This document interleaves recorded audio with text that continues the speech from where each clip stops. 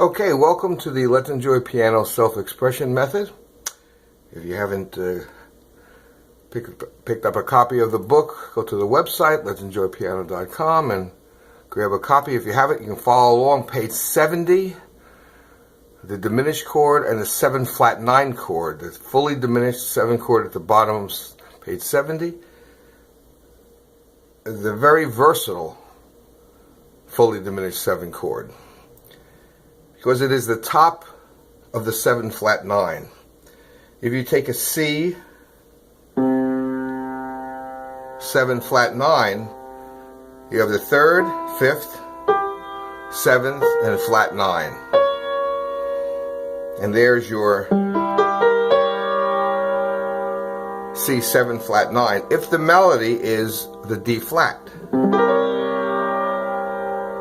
If the melody is the E,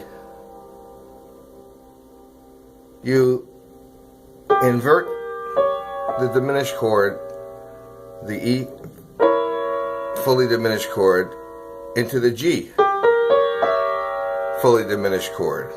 There's really no inversions of fully diminished. They become another fully diminished chord. So the E fully diminished chord becomes the G fully diminished chord.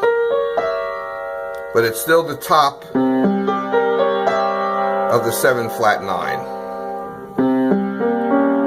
If your E is the melody. If your G is the melody, you play a B flat fully diminished chord. B flat, D flat, E, and G. There's a C7 flat 9 if your G's melody. And if your B flat is the melody, you play a C sharp or a D flat fully diminished chord. That'll give you the D flat as the melody, and then we're back home to the E.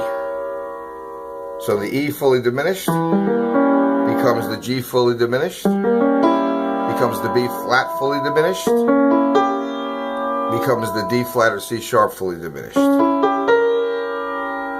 And again, the fully diminished chord is 2 diminished triads sandwiched together. Here's the E diminished, here's the G diminished. Put them together, E fully diminished. E with a little 0, that's the diminished sign, and the 7, E fully diminished 7. They can exist by themselves as well, but they're used, I'd say, 80% of the time as the top of the 7 flat 9.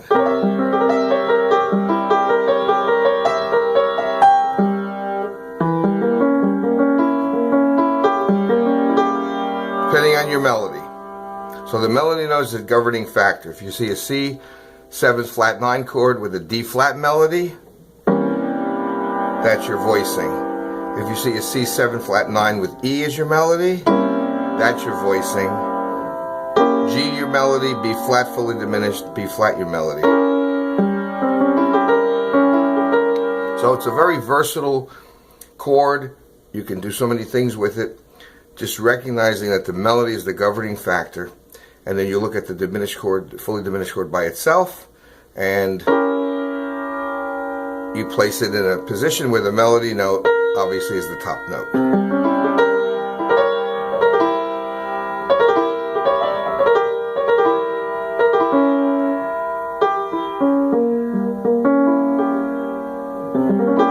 Works the same way. Here's the F7, F7 flat 9, F7 flat 9 C fully diminished, F7 flat 9 E flat fully diminished, and F7 flat 9 F sharp fully diminished. So you build the fully diminished chord off the 3rd, off the 5th, off the 7, or off the flat 9. And you can use them, you'll see them pop up all over the great American songbook, songs of the 30s and 40s, all Sinatra songs, etc. use those nice 7 flat 9 chords.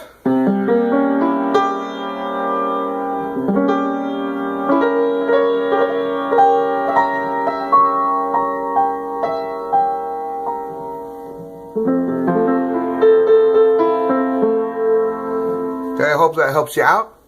I also am doing some online video lessons. If you want a few to answer some questions from the book, go on the website and you'll see the instructions there, and maybe we can hook up for a few lessons and answer some questions. So I hope that helps you. Thank you very much, and we'll see you next time around.